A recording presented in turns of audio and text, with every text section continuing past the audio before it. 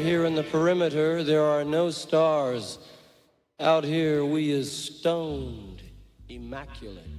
Hello and welcome. This is the C86 show. I'm David Eastaugh. As you know, we love a special guest. This week it's going to be the turn of the American singer-songwriter guitarist. It's the one and only Sid Griffin, who I spoke to very recently to find out more about life, love, poetry and all that other groovy stuff. Was in the, and still is, in the Long Ryders, but has also been in other bands called, including the Cole Porters, has got various solo events coming up, touring with Peter Case, and also with the Long Ryders, they've got a reissue of their first album that's come out on Cherry Red Records. This is the record that was released in 1984, Native Sons, and that's been given the repackaged treatment from dear old Cherry Red, which is a triple CD box set with great sleeve notes, bonus material, live recordings, and everything you've ever wanted.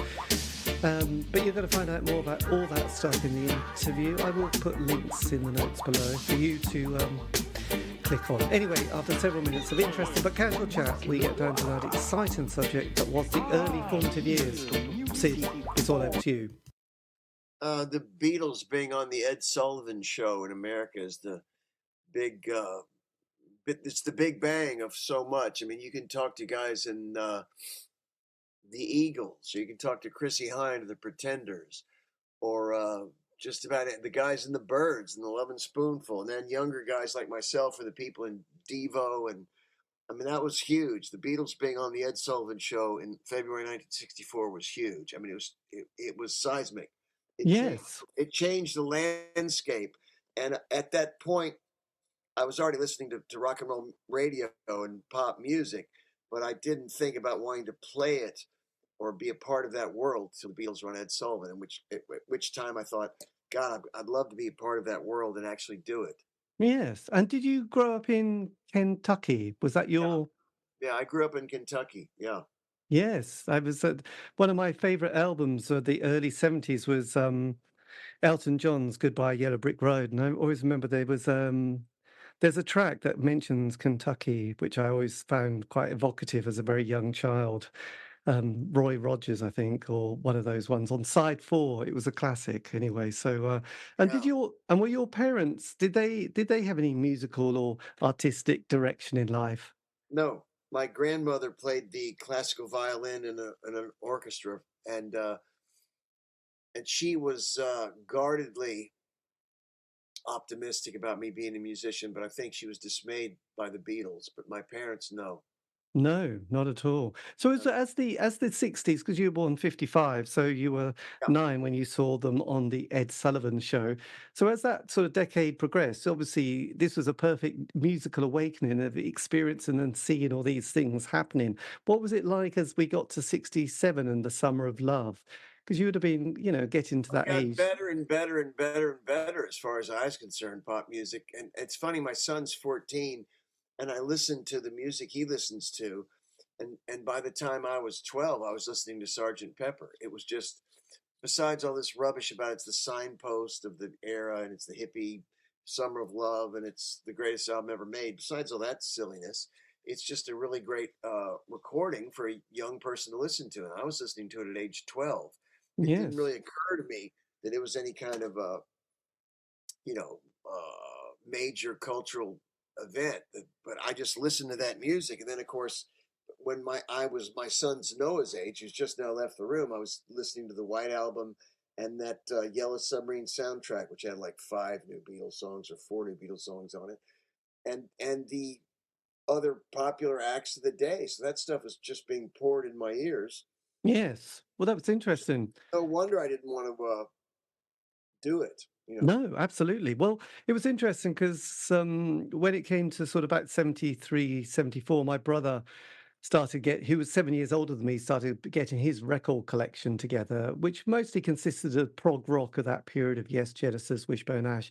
But he did also buy 2 other albums, which had a huge influence. One, Goodbye Yellow Brick Road, which I found fascinating, but the other one was Sgt. Pepper.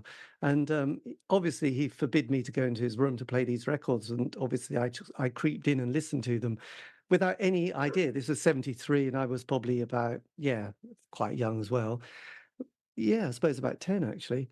So, yeah, at that age, and was absolutely mesmerized with all these songs and became fascinated with that track called Good Morning, which I just thought had this amazing beat and this really incredible story that went throughout that song. But each one from, She's Leaving Home to yes, Lovely Rita. They all just seem so interesting, and then you'd sort of put them back and have to sort of keep it as a big secret, not to tell him that I'd been played his records. But yeah, Sergeant Pepper has massive, and when that came out, obviously there was no big cultural thing, was there? A bit like when you listened to it, there was no like this is going to be the most important record of all time.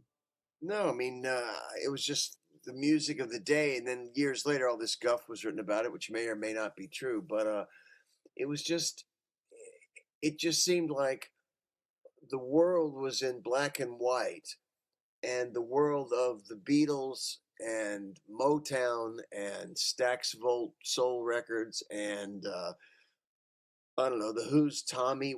It seemed that world was in Technicolor, and the day-to-day world that I existed, and so many of us existed in a place like Kentucky, was just monochromatic, and that was part of the attraction. It just looked like, sounded like, seemed like the Beatles and whomever lived in some wonderfully indescribable fantasy land of colors and events and importance, and each day was special. And that I lived in a black and white world, going to a boring school, doing boring things, with a boring life being laid out in front of me. And I didn't Yes. want that. So there was a cultural impact, as I keep saying, besides just the music. The whole pop world seemed like so much fun. And you'd watch a show like Ed Sullivan, which was just a variety show, like Saturday Night at the London Palladium. It's just a variety show. And you had these idiots spinning plates on sticks. And some comedians were funny, some comedians were not funny. And people from Broadway shows would be doing choreography. And it was all very good and well if you like that kind of thing. And then all of a sudden, say, the Rolling Stones would come on and sing "Let's Spend the Night Together," or whoever, the Mamas and Papas, the Jefferson Airplane, the Supremes, the Temptations, whomever would come on, and it would just seem so much more exciting and vibrant and new and different that it was impossible for me not to want to get sucked into that world. And that's Yes. what I've done ever since, really. But then at the age of 15, the end of one decade, which was going very well with the Summer of Love and lots of Technicolor stuff, and we had obviously all the other bands from the West Coast and people like the Doors as well, and the Grateful Dead, Jefferson Airplane, and all that groovy stuff. And then suddenly you're thinking, oh, Jimi Hendrix was amazing, Janis Joplin, Morrison, they're all fantastic, and the early Rolling Stones. And then sort of Brian Jones passes, and then Joplin, Morrison, and Hendrix all die. What was it like as you were going from like 15, when you become very aware of these people, to suddenly thinking that's a bit of a drag? Well, I remember when the sort of deaths started piling up at the end of the '60s quite well, because Hendrix died on my birthday when I was 15 years old, and I remember that quite well. But I guess it's why I've never really been a druggie. People always, sometimes musicians nudge me and ask me about what psychedelic drugs and all this stuff have you done, and I don't really have anything to say, because I grew up in a period when a lot of these heroes died, and it didn't seem to me like a glorious ending that Hendrix died that way, or that Morrison died that way, or Janis Joplin, and many of the others that weren't that worldly famous. It just seemed like a very grim way to go. Bizarrely, years later, I was in LA living with off and on with Eric Burdon, the singer of the Animals, who was a dear, dear friend of many of these people, especially Jimi Hendrix. He saw Hendrix the last night Hendrix was alive, and he saw my point. He he had psychedelic experience, but I really didn't, and it's because all these people died. Yes. So they did Vietnam, this was in the background. Did that slightly make you feel a bit paranoid and sort of freaked out that Yeah, things? I'm old enough that I was in the last two drafts for Vietnam, the last two drafts for the Vietnam War, and my number was really low, so I missed both of them. But when I was, say, 13, 14, we had an older boy, 12, 13, 14. We had an older boy. I'll leave his name out of this. He was 19. Well, he wasn't 19 then. He was about 17 then, mowing our lawn because he had a power mower that went with all this, and I couldn't, my mother wouldn't let me near that power mower because it ran on petrol and I'd cut my foot off. And so this kid came over and for what, $4 or whatever, mowed the lawn to make money as kids did in suburban America. And he was drafted and was dead within 2 years in Vietnam. And I really admired him and his friends. They had the haircuts of the day, and they went to high school dances with pretty girls, and a local band would play Rolling Stones and Beatles covers. And I just thought, what a cool guy. And then he was dead. So Vietnam, and in fact, I went to the Vietnam Wall and put the paper on his name and rubbed the thing on it and sent it home to my folks. Yeah. You get an embossed name of your deceased friend or loved one, and it was very, very sad. It really brought it home. Yes, I could This guy I imagine. admired was gone. Sort of an older brother figure was gone. I know. God, that's a little bit too real. So when you got to sort of 16, 18, did you leave college at that time, or did you go to university and sort of I further? went to university, I must confess, to kind of get out of the house. I went to the University of South Carolina, which was 502 miles from my house because I used to drive it in the car. And I looked at the speedometer when I started and stopped. It was 502 miles from our driveway to the parking lot in the back of my dormitory at the University of South Carolina. And those 502 miles prepared me for what I was purposely. A lot of my friends went to local universities and stayed with their friends and in their comfort zone. And I knew, to quote unquote be in the record industry, I was going to have to leave the comfort zone. So university was my big test. And I went to this school where I didn't know anybody. I didn't know anybody. And that prepared me for then moving to California 4 years later, and 15 years after that, moving to London Yes. for what I was doing in life. Yeah. So And when I went to university, but I went knowing I wasn't going to do what I got my degree in, which I didn't. no, I think during the 70s and 80s, university was that stepping stone for a lot of people to learn how to leave home for the first time and have those Agree. 3 years of just being somewhere. I agree. Yep. Yes. And often they looked at a map and went, "What's the furthest place from my parents? Oh, over there. I'm going to." I did that. I mean, I feel almost guilty saying that. My parents have been dead for some time, but it's true. What's the furthest place from my parents I'll be able to get away with? And that was it. There you go. No more sort of messing about. So when did a musical instrument sort of land in your life? When did you start thinking, this is it? I'm I not can going be to. very specific. For my birthday in 1965, when I was 10 years old, I got a acoustic guitar from my grandmother, who was the aforementioned classical violinist, and a very accomplished one she was. However, I only learned 2 or 3 chords and stopped. I didn't know anything about the guitar, and I got an instruction booklet, and I didn't know that the strings are supposed to be closer to the fretboard. It had a very poor action where the strings are up where this finger is that I'm wiggling. Yes. The fretboard's where my thumb is. It was just ridiculous. You could get a sandwich in between the strings and the fretboard. So it was very difficult to play, and I quit playing. However, in February of 1970, I think I even gave that guitar away. I convinced my mother on a whim to buy a cheap acoustic guitar used for $30 at a established music store that she knew. I don't know what we were doing in the music store. She didn't play anything. Anyway, and she gave me this for $30. She bought this thing on a whim.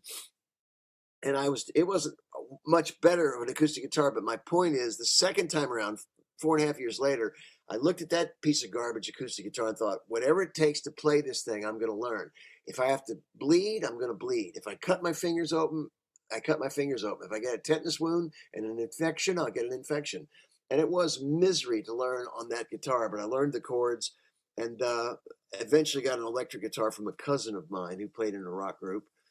And I was away with the races. But I will say, my hat's off to anybody that's learning the guitar for the first time, because it is difficult to learn the first 3 or 4 months of guitaring.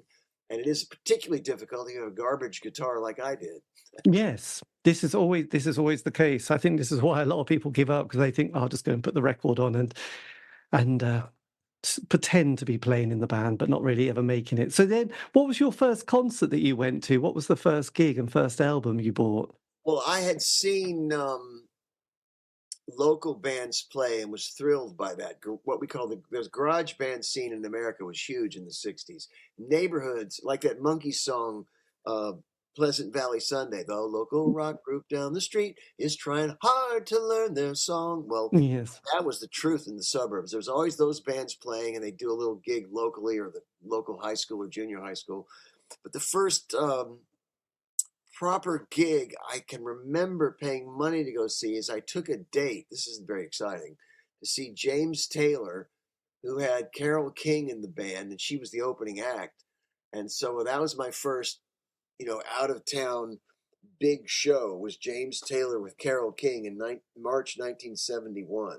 I mean, he was probably still with Carly Simon at that stage, I would imagine. Yeah, yeah, and I went out with this. It was the girl wanted to go. I liked that music. It was popular, but I wasn't head over heels. But I wanted to impress the girls, so I got tickets and we went. And that was the first name that I saw play. But I saw garage bands before that, where you had to buy a ticket some of the times. But that's the first household name pop star that I paid to see. Yeah. Yes. So how were you navigating the dear old 70s? Because there was the birth of heavy metal with people like Black Sabbath and Deep Purple, then prog rock. There was glam rock. There was kind of, I suppose, pub rock that was starting to develop as well, and some other bits and pieces. So where was your sort of musical journey taking you at this Middle stage? America, a lot of those genres didn't exist. Middle America didn't know or care for glam. There was, just something that you read in the pop press that there's this guy David Bowie with makeup. Bowie, Slade played my hometown my senior year of high school, and I think they drew 500 people in a 3,000 seat auditorium. At the Yeah. time, they were mega in the United Kingdom. Mama, we're all crazy now. Come on, feel the noise. Here's to you, Merry Christmas. All those hits. They played to 500 people in my hometown. I mean, glam didn't mean much. Prog and heavy metal never meant much to me. But I did. I went to see. I saw Neil Young play. I saw Linda Ronstadt play. I saw the Allman Brothers play, early Allman Brothers, and they were actually quite good. I saw Curtis Mayfield play on the strength of the Superfly soundtrack. Um, I saw Marvin Gaye's only tour of the last 25 years of his life. I saw Marvin Gaye. I'm one of the few people that seen Marvin Gaye live. Wow. Uh, and I went to the more, in my opinion, legitimate rock acts of the day. I'm trying to think who else I saw. I don't know, Emmylou Harris and people, and it was a lot of fun. And but as I say, prog and glitter didn't really exist much in Middle America. I mean, years later, Yes had hits, but I never saw Yes or any of that stuff. I'm trying to think. No. It's funny. I used to know. You've caught me on the hop. I used to go downtown all the time. It was the same place they played. Oh, I'll tell you, who I saw back in the day. My first ever sort of club gig was Rory Gallagher in 1974. Years down the line, I've already been like whatever 12, 20 shows. I don't know. I saw Yes. Rory Gallagher play like a 300, 400 seat club, and he just tore it up. He was unbelievable. Like Kurt Cobain in a check shirt and ripped jeans, long before Kurt Cobain wore that stuff. Yes. And then in this country, we started having people like Brinsley Schwartz and then Graham Parker and the Rumours, and then I don't know, Doctors of Madness, Dr. Feelgood, that pub rock that merged a little bit into punk rock. What was that like by the mid 70s? You would have been 20 at this stage. Were you still sort of sticking with your singer-songwriters, or were you thinking, I might need to rock a bit here? No, I'd moved away. I wasn't really a singer-songwriter guy. The girl wanted to go, and although I liked James Taylor, he wasn't my hero or anything. I wanted to impress the date. Sure, I've got tickets and all that stuff. And, I guess by the 75, I saw Ronstadt a second time, and trying to think who I saw Willie Nelson play. He was actually quite good. Then I realized, seeing him years later, and then years after that, he does the same show every time. He does the exact same show every time, except in the middle of Willie Nelson's show, he interjects like 4 or 5 songs from his latest album. Other than that, it's the exact same show. The same covers. It's like, what the hell's going on there? I saw Waylon Jennings. I saw a lot of country and western guys, and it was it just, again, it seemed like a different, it seemed like that they were colorful and my life was boring. Whatever I saw, they were colorful and my life was boring. That's Yes. what I really remember is, I knew Riders of the Purple Sage. I saw them a few times. I just would see these bands and it looked like they're having such fun. And here I was a student and I'm going to get some mundane job and live in middle America. And that was it. There you go. So when did you start sort of, apart from, your early years of sort of rehearsal and practice, and when did you start to form or become part of the, being in a band? Because you were in the band called, was it the Unclaimed? And Yeah, the leader of the Unclaimed just died he reformed the band after being agoraphobic. He wouldn't leave the house. And he reformed the band after like 25 years. And they were out doing gigs this last 4 or 5 years. And the poor guy died. oh no, what was his name? Shelley, Shelley, like the poet. Oh Gans, yeah. Ganz. And Shelley Gans died about a month ago today, and at age 66.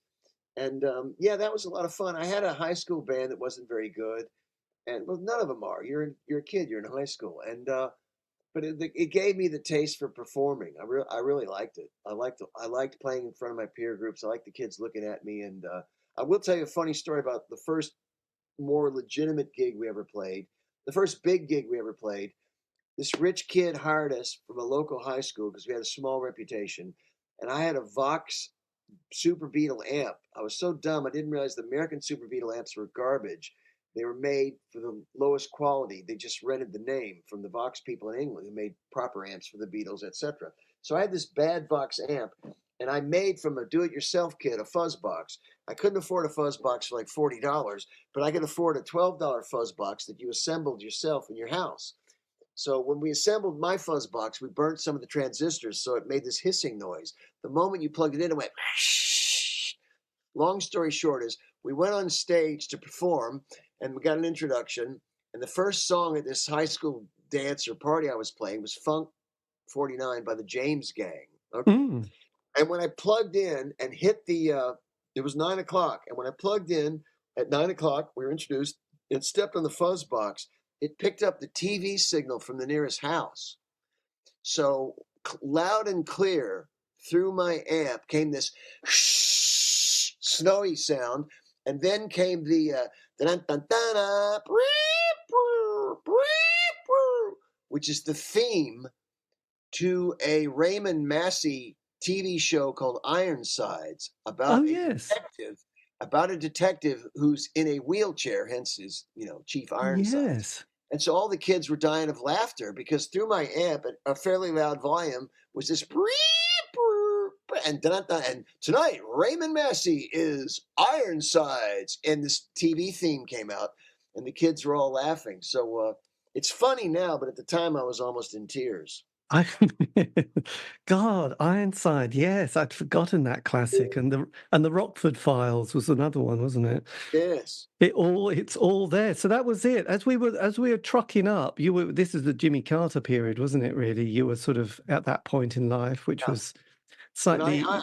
I knew I was going to get out of university and go to California. I knew it. So. Did you finish university at this stage? Yeah, I've got a degree in journalism. Nice. Oh, that's handy. It's been nice for writing books and writing for Q and Mojo and stuff like that, but I don't pursue it as heavily as I used to. No. Well, anyway, but it's good for your son's homework. Then sort of you'll move to LA. Was this kind of, you got everything, got it in the car? Well, I went to New York. This is interesting because the punk thing was very exciting. When I read about the Sex Pistols, I'd never heard of them. It took me months to hear them. I kept reading about this band called the Sex Pistols starting in, I guess, July 1976. I started reading about the Sex Pistols, but I only saw pictures of them.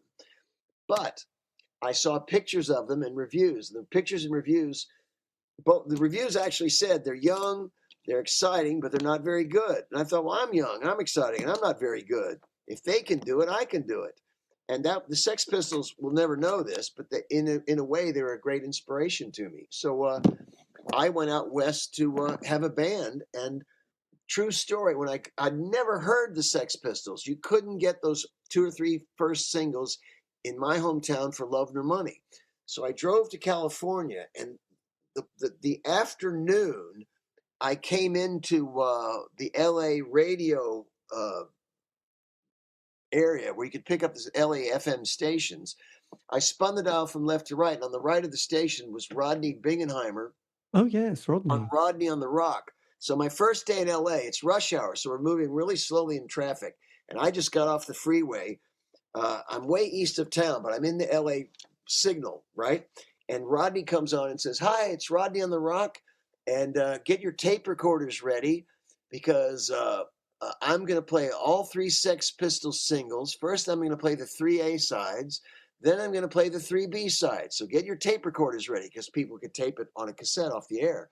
And I sat there in a Taco Bell parking lot, drinking a Coca-Cola, listening to the first Sex Pistols I'd ever heard. He played the three A sides, Anarchy in the UK, God Save the Queen, and I think the third one's Holidays in the Sun, I think. Yes. And the B sides were Did You Know Wrong, and No Fun, and I can't remember what the third B side is. And I heard my first Sex Pistols when I got to LA, just like in the movies. I got to LA, and there were the Sex Pistols on the radio. Done him. Good old Rodney on the Rocks, actually. Yes, and Taco Bell. That was fond memories of Taco Bell when we were desperate. Yes. So then we had the Reagan years and the 80s. So how did you then sort of navigate those early years in LA before? Well, they were marvelous. I'm always amazed when I meet so many British people that hate Los Angeles because it's got the Santa Monica now has surpassed Singapore and Hong Kong as having the largest expat British community on earth. So I'm always amazed when Brits say they hate LA. Oh, you got to drive everywhere. There is no center and all this. I mean, I loved LA. I thought, as my friend Peter Case described it, it was like when someone found out your house, your parents were away for the weekend and the house was yours. That was what LA was like. It's like mom and dad are gone, but they've left us in the house and they left us a couple $100 for food, and the TV works, and we can have our friends over for a party, and they'll never know. We'll just clean up before they get back. And that's LA. I agree. Peter Case's description is perfect. It was heavenly. There was bands everywhere, easy to make friends, sun shone every day, great excitement, and you don't have responsibilities. I mean, now I've got, my son's upstairs, we're doing homework, and now I'm an old guy with responsibilities. But then I was young and Yes, absolutely. I know. Well, Lemmy moved to LA, didn't he? I think the son, the sort of easy life. And I have to say, we fell in love with Las Vegas because it was always sunny, and it was relatively cheap back in those earlier years, and you just had a nice time, saw lots of shows, and didn't have any responsibilities. What not to like? yeah, I always liked going to Vegas because in the lounge they'd have these famous people for free. Many people don't understand you only pay to see the larger acts like Frank Sinatra or the Beach Boys or Tony Bennett, or at the time Helen Reddy was a major draw, and you got a dinner and a meal and saw a show. Yes. I tried to explain to my friends because I said, "You don't even gamble." No, I don't gamble, but you could go to Las Vegas and for free see somebody like Jerry Lee Lewis in the lounge for free, nothing, not a pay a bean. And you could go up and down the strip and see these legendary performers for nothing. They had one or two hits and faded, and or four hits, and they faded away. And it was a steady paycheck, and it was free. I mean, you can't beat that. No, absolutely. I know Hunter S. Thompson's Fear and Loathing in Las Vegas was always a great book for sort of evoking that sense of, Yes, it certainly was. it was all good. So then how did the band then sort of merge together and sort of form? How did you get to meet each other at this stage? There was this. I met the drummer Greg Souders of the Long Ryders through just mutual friends, and we just liked each other's people. And then there was this magazine, a free tabloid giveaway newspaper that was at supermarkets called The Recycler. And The Recycler, as anyone will tell you, helped put together X with John Doe and Exene. It helped to put together the Go-Go's. It helped put together the Bangles. It helped put together the Long Ryders. It helped put the Green on Red Guys find a drummer. Because the Recycler it had a few minor stories. And then it was like, if you want to sell your car, it was free. So you could buy an ad, a bigger ad, but you could have like a 3-line classified ad for free. So you'd have like drummer wanted, must have short hair for punk band, or drummer wanted for prog rock band, Long Hair and Beard Welcome, that kind of thing. And that's how many bands in LA met each other. Yes, it was the ads actually. Because when you did Yeah. your first EP, which was at 10-5-60, it was produced by this guy called Earl Mankey, isn't it? Yeah, he worked for the Beach Boys and he helped form Sparks, but he left after the first album. Yes, Uh, but also his brother is called James, and he was a guitarist with a band called the Concrete Blondes or yes, Blonde, which both the Mankeys are genius guitar players in the Jeff Beck mold, but Concrete Blonde, that was Michael Stipe's idea for the band name, a great name. And the Earl was they were half Nelson and they were becoming Sparks, and Earl was making steadier money engineering for people like the Beach Boys. So he quit to work with Brian Wilson and Carl Wilson on the albums like Sunflower and Surf's Up. And he just was a name. I mean, I knew who Earl Mankey was. I was thrilled he wanted to work with us. yes. Did you at that stage? When did you, or when had you started writing songs? When was this kind of transition between just? I had written songs as a kid. They were all terrible. And around the Unclaimed, I wrote 2 songs on our 4-song EP that the Unclaimed put out. Hold on one second. It got reissued a couple years ago. Oh yes, It got reissued a couple years ago on an Italian label called Misty Lane. They got the original tracks, and they got the original tracks, and look at they that. isn't that amazing? And they Yes. remastered it and remixed it. I don't know how they got the multi tracks. But so That this is, is much better. It sounds 10 times better now than it did on the original thing we put out. So anyway, Misty Lane Records out of Italy put it out, and I'm very proud of it. Hold on one second, I'll put it back before it falls over. And very proud of it. And I wrote 2 of the songs, and the late Shelley Gans wrote 2 of the songs, and that's when I realized my songs are starting to get better. yes. Well, They were well. pretty crummy throughout the 60s and 70s, I must say. But 10-5-60. How did this song come about, and what was this? That's an address on Wilshire Boulevard. Right. I It's just thought sort. it was catchy. And then people would ask me about it, and I'd say it's the point of a quasar in the galaxy and just rubbish. But it's actually the address of a building on Wilshire Boulevard, which is still there. Yes. And how long did you spend in the studio at this stage for the? At Earl's, Yes. I don't really remember. It's about 1982 or 1983, and it's been so long. I do remember he's a great guy, and I liked working with him. Um, I don't think he was overly impressed with our musicianship because we were so young and green. And also, his stories were just amazing about, I jammed with Jeff Beck and I engineered for Brian Wilson, and I did this, and I was in awe of Earl Mankey, just in awe of it. Well, I know, I and don't he's still. really, I'm not trying to be coy. I just don't really remember how long it took. Yes, but obviously with that, suddenly you got the sort of nucleus and the sort of the energy to start the first album. Can you remember the kind of the next 12 months before Yeah, Native the Sons came? the EP did a lot better than we really imagined. What was it called?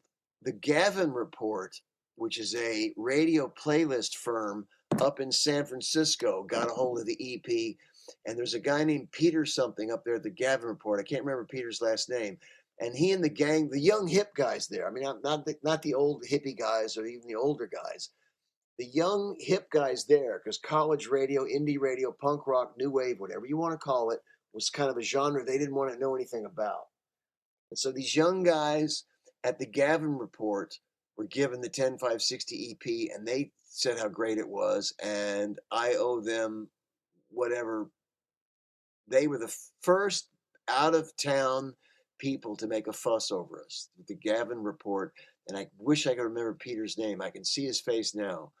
Caucasian male, and he had short back and sides like a banker. He wasn't like a rock and roll guy at all. And he and his crew wrote about it, and that went out to commercial stations and nationwide. So that got us going. And then we got signed by Lisa Fancher's Frontier Records, which was a hip local indie label of Southern California.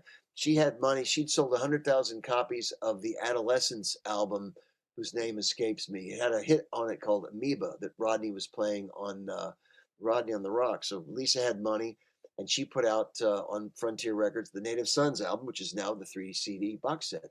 Yes, blimey. So when did you, I mean, with the album, which it's just is celebrating its 40th anniversary.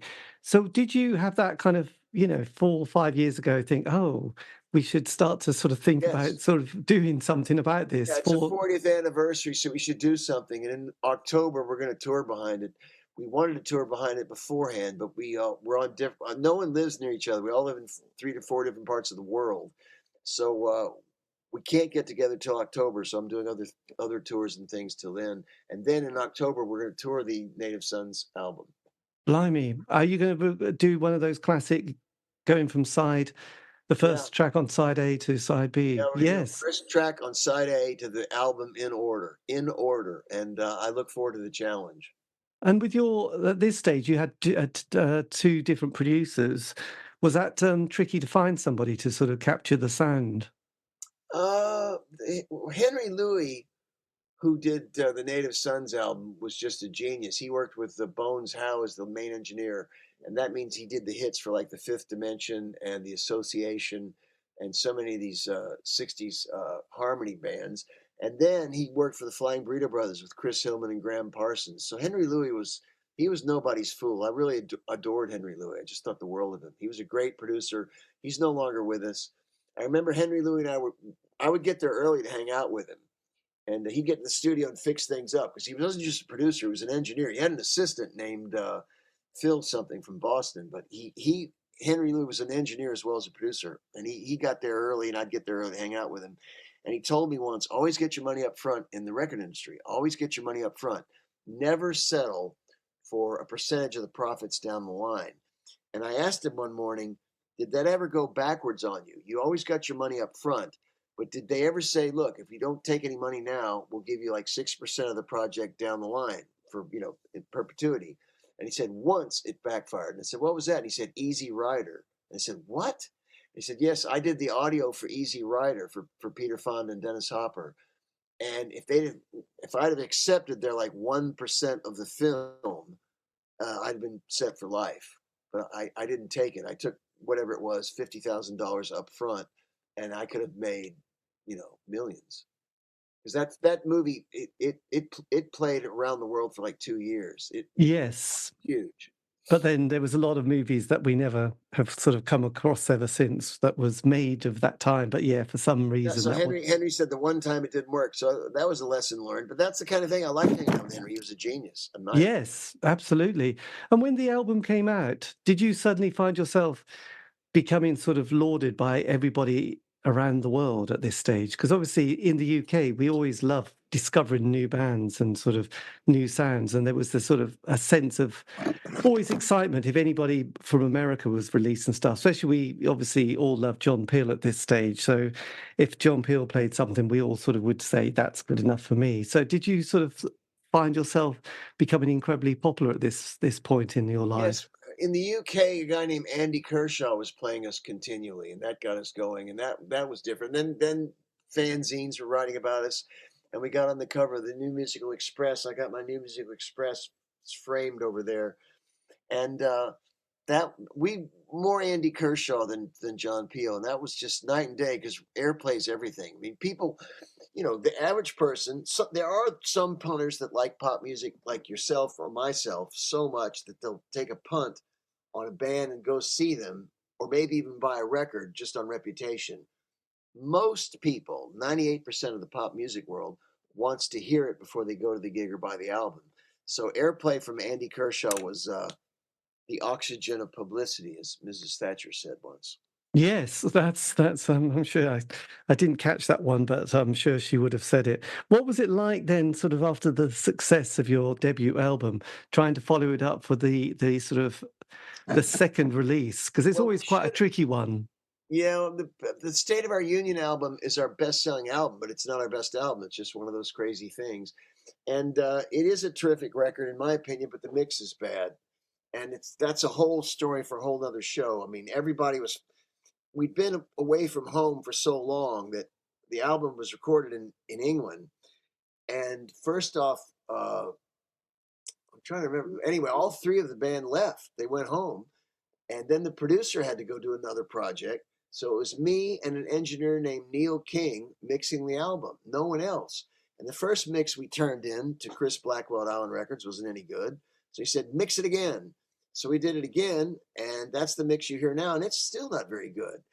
But and it's kind of my fault because it was just me and Neil King doing the mixing. But the point was, everyone split. It was crazy. Everyone wanted to go home and see their girlfriend or see their parents or whatever they wanted to do. Tom was married. He wanted to go home and see his wife.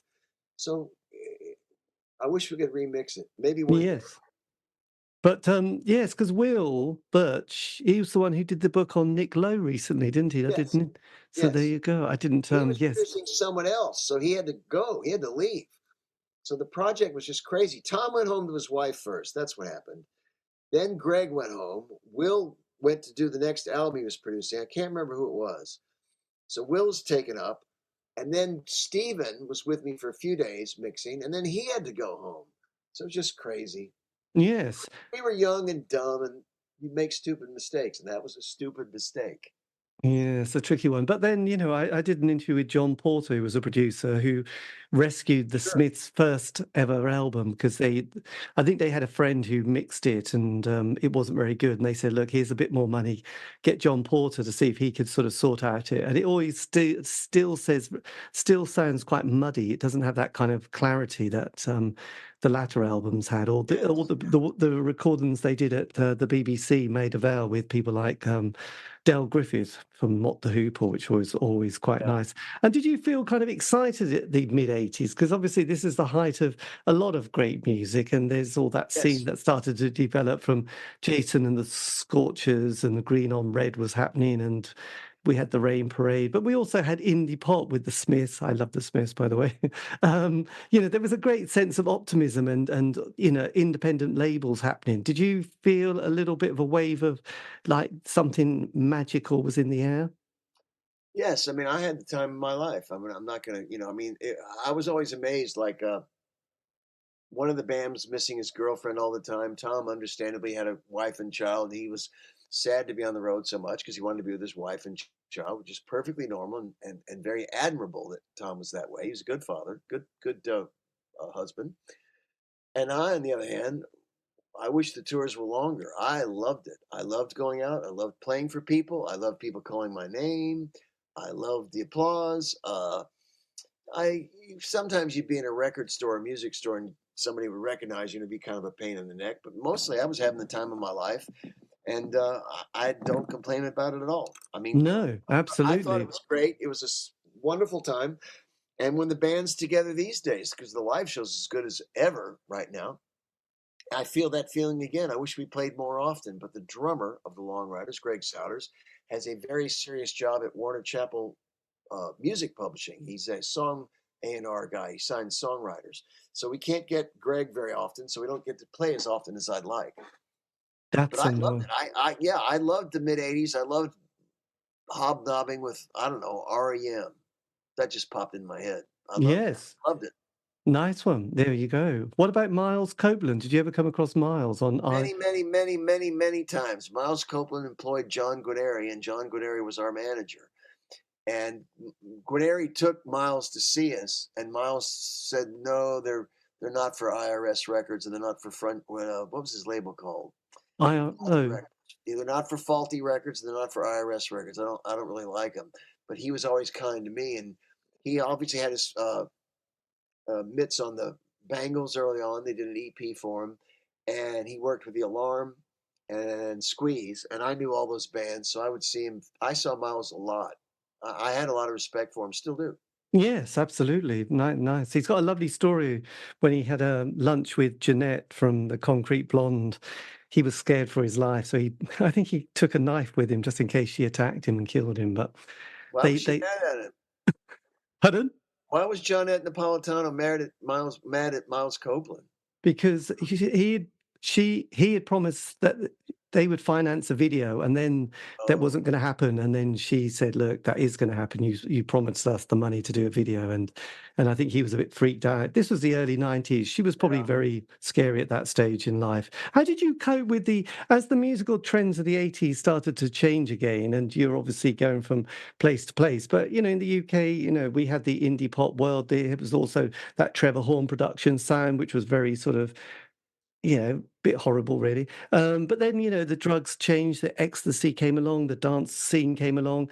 For musicians, it's often quite difficult to sort of work out where to go. And you've got your third album coming up, and it's kind of Well, 90. yeah, I mean, nothing.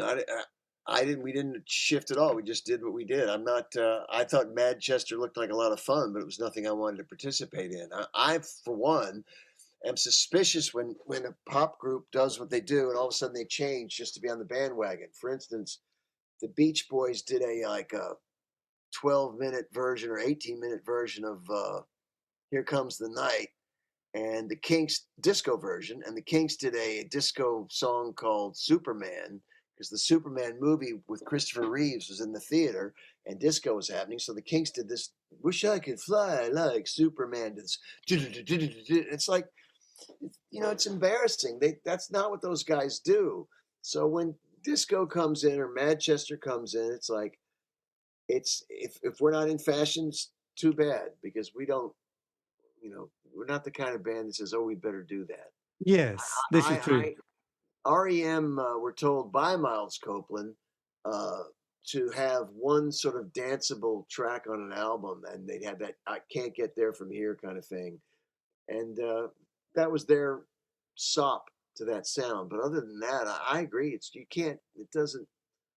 All of a sudden, if you're the Ramones, you just can't do that kind of thing. It doesn't make sense. No, absolutely. What was the atmosphere like with the band when you were recording Two Fisted Tales in this kind of period? Were Well, they? we thought it was going to be a big hit. We were stunned that it wasn't a big hit. The first side A of Two Fisted Tales is probably the most solid music we ever made. Side two is not that great. It's weak. It doesn't have all good songs.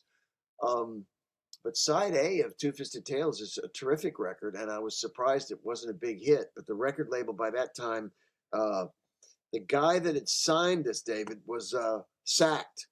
So, for not because of us, because of something else. So the guy that signed us to Ireland was gone, and some of the people that hated that guy turned their venomous eyes on us because we reminded them of the A&R guy that signed us that they'd summarily dismissed.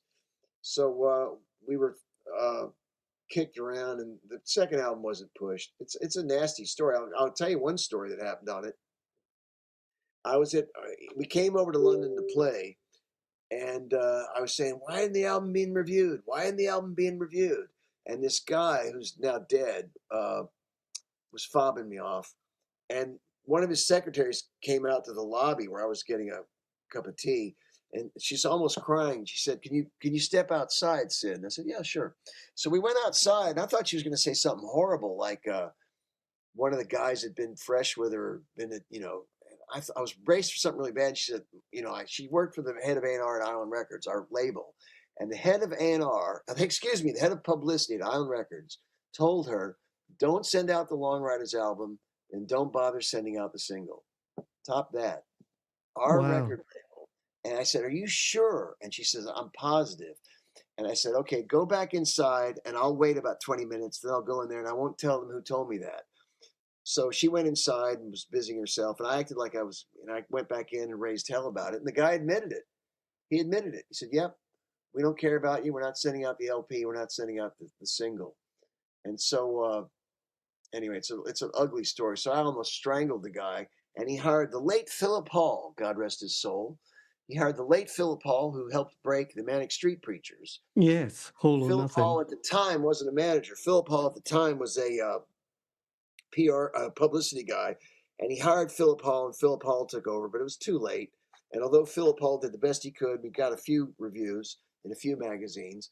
They on purpose screwed us over, and it's unbelievable. And we did, I don't know what to say. I had no harsh words with these people, but it was because we were represented by a guy that they didn't like, so they just Imagine putting out an album and not trying to sell it. I mean, My God, that's so weird, isn't it? It's that's terrible. That's it terrible. is So terrible. by the end of the year, had the band just about had enough of it? Was that the Yeah, I mean, because you'd gone from 84, 85, 86, and 87 was just a nightmare.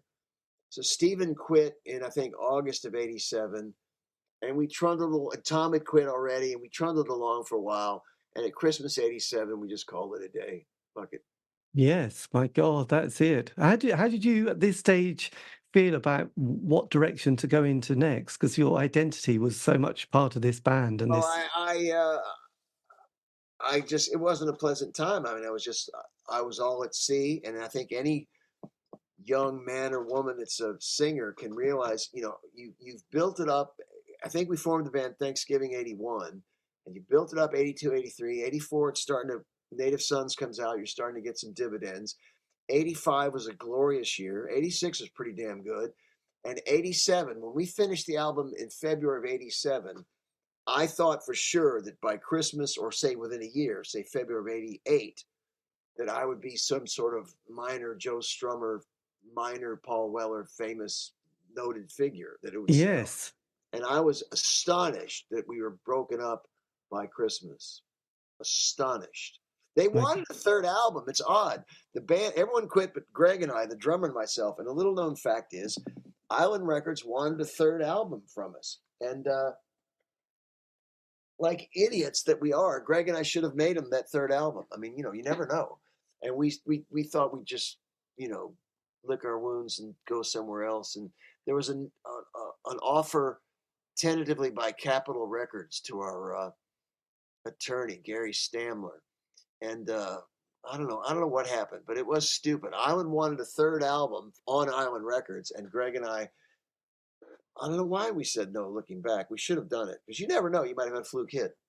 yes, absolutely. These things do happen, especially after that ups and downs. You had a lot of material, you had a lot of emotion to get off. So yourself, how did you then sort of navigate those next couple of years before your next musical adventure? They were terrible. I mean, all sorts of LA labels. Greg and I recorded stuff, and I know the other guys did too, and we all got turned down. I mean, Triple X Records was a nice indie label of the day. They turned us down, and I mean, everywhere you went was no, no, no, no, no. You weren't the young hip new kids on the block anymore. They Jane's Addiction and that kind of thing was the big LA sound at that time, and Yeah, Seattle started to appear, and yeah. the Pixies and the Breeders. Yeah, Yeah, that, Pixies, and the scene had shifted. So there you are. yes. There was a marvelous piece 5 years ago in the New York Times written on John Sebastian of the Lovin' Spoonful, and he talked about every band has its time. The Lovin' Spoonful's time was 1966. They couldn't do anything wrong, and they had like 11 top 40 singles over 3 years or whatever it was, and 66 was their apogee. Yes, And he said, since then, everyone's struggled. it's going to That struggle. was their time. You, That was their time. if And you can our have time was definitely 84 to 86. a zeitgeist. Well, I think that's what I noticed with a few artists that I particularly liked in the 70s. Some of their 80s work was very tricky, and I think somehow in their zeitgeist moment they were just doing what they wanted to do, and the stars lined up and it was brilliant. And then it was like, oh my God, what do I do now? It's another decade, there's a whole new wave, because every 3 to 5 years there's a new wave of young kids and a slightly new sound. And I think with some people they sort of go, right, who's the hit producer, what studio do I need to go to, what do I need to copy? And for once they often get a bit kind of confused about sort of what they're doing. And so some of their work can sound a little bit like a covers band doing their material. I think the thing to do when you have a strong sound and a strong artistic tenor is just stay there, and eventually the public comes around again. I mean, the band with Robbie Robertson were huge in the 70s, and deservedly so. And then they couldn't get arrested. And then these last few years, there's been this renewal of interest in them. There was a guy named Gene Clark who was in the Byrds, and Oh, his, yes. his solo career didn't amount to a hill of beans. Yet now there's this growing interest in Gene Clark, and your time comes around again. And I think it's just tough, but you have to sort of wait for your time to come around. It's what the blues guys do. They don't Yes. stop playing blues. They just wait for their time to come around again. I mean, B.B. King just goes on the circuit and plays Vegas, and then he has another spurt of attention when U2 gave him When Love Comes to Town, and he's back up in the top of the thing again. And then just they do what they do, and that's analogous to myself and the Long Ryders. Yes. Well, I think with Lemmy in Motorhead, I think he just thought, right, we're just going to thank God for Germany. The Germans love us. We'll keep playing there. I And mean, Eric Burden was the same way. Eric Burden sang what he sang, and he stayed in Germany and Spain primarily, and didn't do a lot of English work, and he did some American work because he had these markets that loved him. And Japan loved Eric as well. So yes. you just, I'm suspicious of acts that all of a sudden change just because that's the way the wind's blowing. That's not really being an artist. No. No, I know Neil Young often would say you've got to follow your muse and keep true to it. So then the Cole Porters appeared in 1991. How did this band form together, and how did that sort of It started marry? out as kind of Long Ryders Light, Lite, and then it evolved into this acoustic thing because the drummer, we had a nice following playing sort of in the shadow of the Long Ryders sound. We had a nice following. We played with, did some dates with Erasure and, Elastica, and all sorts of crazy things happened. We toured Germany and, we toured Spain. It was not bad. And then the drummer was hit by a car in the middle of the day crossing an intersection. A car just ran him over, and it was speeding, and he could hear the car coming. But because of the tall buildings, it was echoing. He couldn't quite figure out where it was coming from. And the next thing he knew, he turned and he was hit by a car, and he almost died. So he was in a coma for about 30 days. And when he came out of the coma, he made us promise that we wouldn't have the band without him, without the drummer. So we made that promise, yet he couldn't drum for almost 2 years. So to keep our promise to this drummer, who's in a hospital bed for years and months, we became an acoustic band, and we never looked back. Yes. And we never did a gig with a drummer again. We just became an acoustic band. That's amazing. So you did. True story. But you were very prolific, weren't you? In sort of a very short period of time, you released about four different six albums. Albums. Did 6 acoustic albums and I think 4 electric albums. And we never. It's funny. The guy would have. The whole thing's crazy. He was hit in the middle of the day. He was not jaywalking. He didn't die because he landed in front of a doctor's car who called what's called a Dragonfly helicopter, which came from St. Bart's Hospital and landed in the middle of the intersection. And they put him on this, it's a hospital helicopter, and 2 guys get out and they put him on this stretcher. And they went straight up and went to St. Bart's Hospital, avoiding all the traffic. The whole story's crazy. And we waited and waited and waited for him to get better. And finally we said, we'll just play some acoustic gigs. The next thing I knew, we'd had an acoustic band for 17 years. And then I had to draw a line under it about 4 years ago, just before COVID. I said, I can't do this acoustic thing anymore. I want to go back to the Long Ryders. Yes, absolutely. But then in the meantime, you sort of write quite a few books, don't you? You've sort of been very well published at this stage. The book, my most successful book, is called $1 Million Bash. It's about Bob Dylan's basement tapes, and it's going to be reissued this year. It's out of print. We've sold out 2 different versions. We're going to have a third, and where's 3? A third version will come out later this year with a few minor errors corrected, and I'm really looking forward to it. Yes. So then after the 90s, how do you navigate the O years and the teen years? I think you get into a certain rhythm. I mean, you realize this is what I do. The Long Ryders usually tour about 9 weeks out of the year, and that's not enough to really keep going. So I try and do a tour of bluegrass or a tour of some form of acoustic music, and I try and do solo dates. Before COVID, I was doing about 62 shows a year, which for, a real major band isn't that many, but for someone in a cult, that's pretty good. Yes. Then COVID really killed it, so I'm now building it back up. Well, the first year of COVID, I did 3 gigs. In the second year of COVID, I think I did 8. So that was weird. But I try and play more than once a week somewhere, if you add it all up together. Yeah, I think I was talking to a guy called Bob Andrews recently, who's in Yes. somewhere sort of in, I don't know, Arizona, and I think he just likes to go out and play at some bar once a week. Probably gets paid a bit. I mean, he's in his mid-70s now, so and he was Sure. in Brinsley Schwartz and He was. Yes, he Graham was. Parker and the Rumours, so he's enjoying himself. So then, just to sort of talk about the reissue, all your material, is it mostly owned by Cherry Red Records? The Long Ryders own some of the Long Ryders stuff, and the rest of the stuff is owned by Universal, which is licensing it to Cherry Red. Right. So is this going to be the first of your 3 albums with the Long Ryders? Yeah, I mean, the Cherry Red are keen on box sets and everything we do. You bet. Yes, they do like it. So 2019, we didn't know what was going to come. You thought, right, we've got 3-4 years to sort of get all this project sort of done. Was it nice to sort of go back and sort of look at it all and sort of add little bits and pieces and the It live was, but album? it's bittersweet because Tom Stevens died. He was a real archivist, and he had all the tapes of everything, and he had live shows a go, and it's just sad because the other two, Stephen and Greg, um, they don't have a lot of input in the reissues. It was Tom and I doing I mean, that, they're welcome to, but it's not their bag.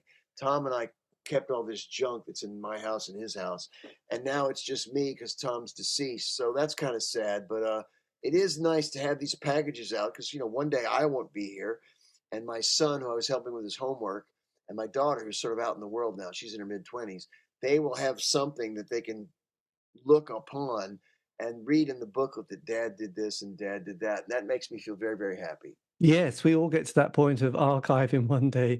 When you sort of, it was like 2004, was that the moment, a bit like the return of the Magnificent Seven, where there was more interest in the band because Yeah, of the there was no Parsons? real point to do a reunion till we broke up. There's no real point.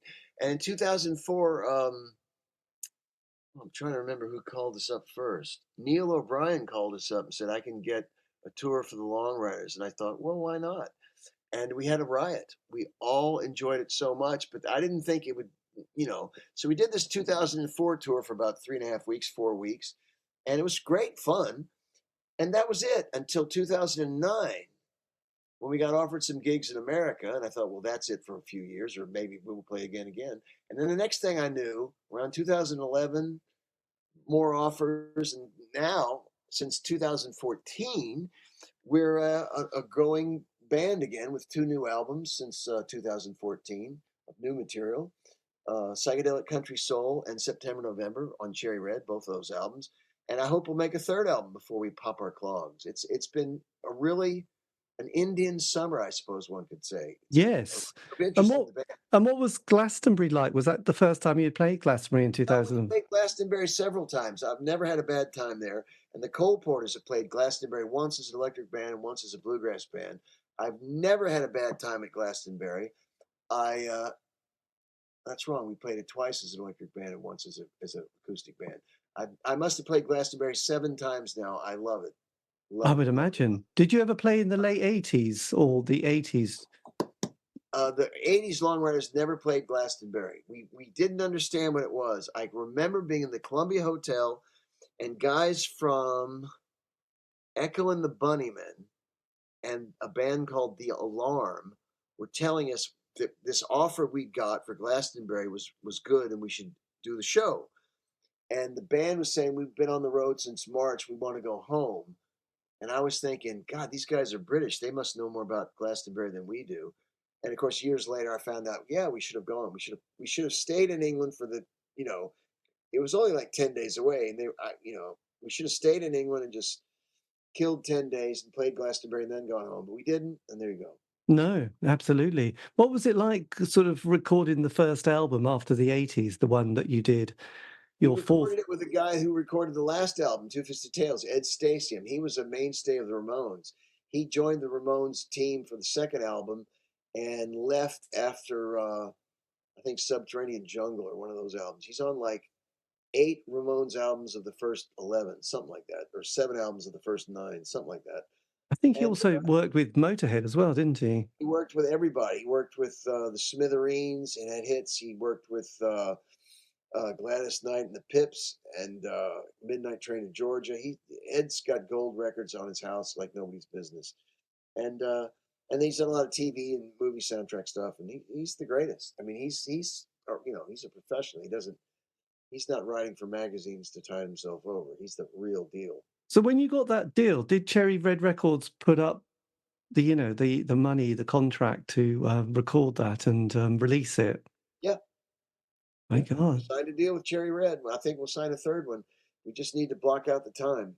Yes. And was it kind of magical to be in the studio and working with the guys again? Yes, because there was a sense of unfinished business when a band that's doing well breaks up foolishly and prematurely, if you allow me to say that. Um, yeah, it was just a sense of we're righting a wrong here. We're righting a wrong, and it's unfinished business, and let's do the best we can. And then Psychedelic Country Soul came out. It was the number one alt country album on Amazon, and it was the number one alt country album on the official British charts. They have it was like the number 6 indie album. It was number one on the alt country British charts, the official one, and so it was a great success, and we were thrilled. I mean, it was just a sense of well, the writer Johnny Black is a known writer over here in England. He wrote the Long Ryders were the perfectly right band at the perfectly wrong time, and I agree with him. Yes, because years later, alt country becomes such a sort of Becomes a genre. thing. It's a thing. I People know. would tell me about Wilco and even before then Uncle Tupelo, and I thought, well, we were there first, but that's life. And the drive-by truckers, we all became obsessed with all those Drive-by bands. Truckers, terrific band, but I mean, what are the Drive-by Truckers of the Kings of Leon? But if you will, cousins of the Long Ryders that came along later once the genre was established.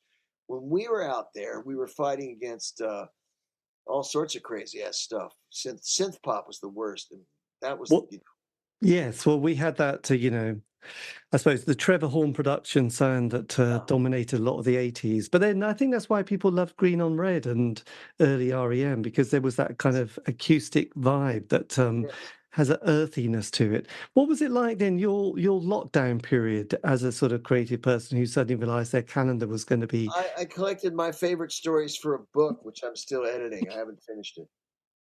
I spent a lot of time. My son's lessons were online, so I had to become a school teacher. That was Yes. very difficult. And then I wrote a book, which I'm going through the second pass of it, and that'll be my final pass.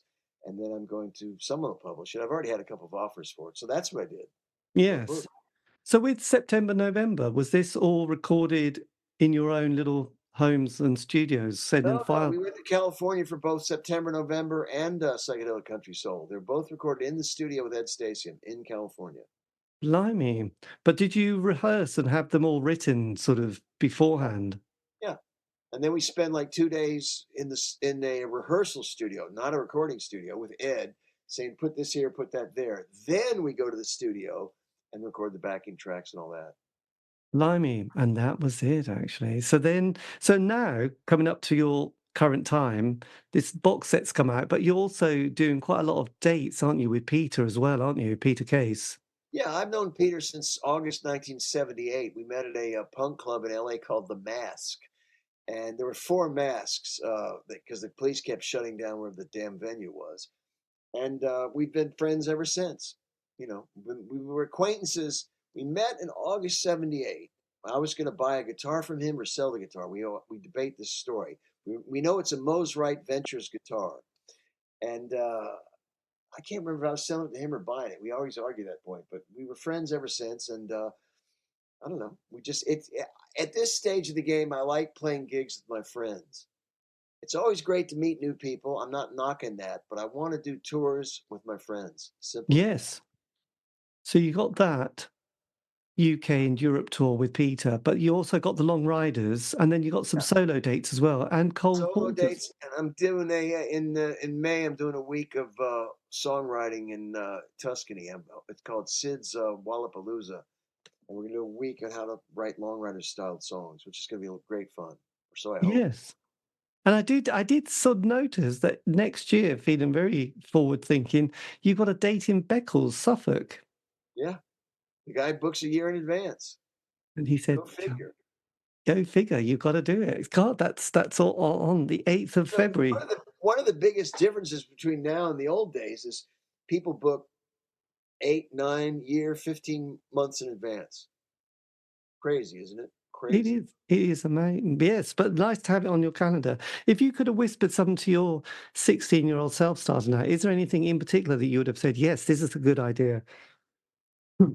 I would have, the advice I would give 16-year-old Sid Griffin is be steadfast and have courage. Don't doubt yourself.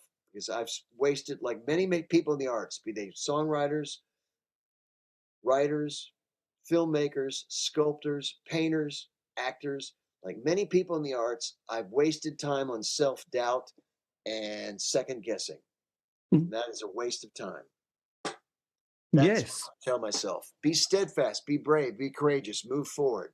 Don't waste your time second guessing and should I have done this and should I have done that? Waste of time. Yes, wise choice. What? Yes, very wise words. Well, look, and yeah, just if you were to pick your 3 songs that you would have said they were your fondest tracks that you've done with any of your bands, which ones would they be? Uh, I will tell you. One is by the Unclaimed. It's called The Acid Song, and it's a piss take of psychedelia that I wrote for the Unclaimed. That years, not only did I enjoy playing it with the band, and it's people liked the song. They would applaud when it started, not probably realizing it was a bit of a piss take. But years later, I found out that the undertones in Derry in Northern Ireland had an offshoot band, and I can't remember the name of the offshoot band, where they played that song, which made me so happy. And so I would say that song, the Acid Song by the Undertones, and then I would say Looking for Lewis and Clark by the Long Ryders, because that's what we're known for. Although I must put an asterisk by it. My favorite Long Ryders song is I Had a Dream, written by Stephen McCarthy, our guitar player. But anyway, you asked me for 3 of my songs. Yeah. So that's the first 2. And the third song of mine that I would be so proud of, I guess, is oh boy, that's a good one. I guess it's That's What They Say About Love, which is on the most recent album. It was written about my missus. Oh, Those fantastic. 3. Those 3. Excellent. About love. Right. I'll make a note. I'll go and listen to them in greater detail. Anyway, look, and all your publications, you said they're being reprinted and you've got several books coming out still. Yeah, I've got the sort of autobiography coming out, and the Million Dollar Bash, which came out with a black cover, was reissued with some more information, which I found out about Bob Dylan, with an orange cover. And now it's going to come out later this year with God knows what color cover, and I'm excited about that. My other 3 books sold okay, but they're out of print. And that's that. That's the end of that. But look, Sid, thank you ever so much. I'll come and hopefully come and see you in Beccles because actually I'm kind of in that area. So there you go. Hey, February, whatever the hell it is. That guy's a lovely guy. And it's a fine venue. I would imagine it must be lovely to get these little gigs. Do you take the train, by the way, and then get a No, I taxi? drove up there because I take a lot of instruments. I think just playing the guitar is boring. I take the banjo and I take the mandolin and blah blah blah. Yes. Well, look, that's great. Well, look, thank you for your time, Thank and you. um, I enjoyed it. and yes, have a lovely And I evening. apologize for being late. That's okay. We can cope. We can cope. Okay, take care. See you Thank you. later. Sorry about the Spanish. No, that's fine. It's got to be done. Okay, see you later. Bye bye. And that, dear listener, is the end of the interview. A massive thank you to Sid Griffin for giving me the time for that. And as I said, I'll put the links of his website and also the Long Ryders in the notes below. This has been the C86 Show, David Eastaugh. So if you want to contact me, you can on Facebook, Twitter, Instagram. Just do C86 Show. And all these interviews have been archived. Aren't you lucky? Anyway, you can find those on Spotify, iTunes and Podbean. It's true. Have a great week. Stay safe.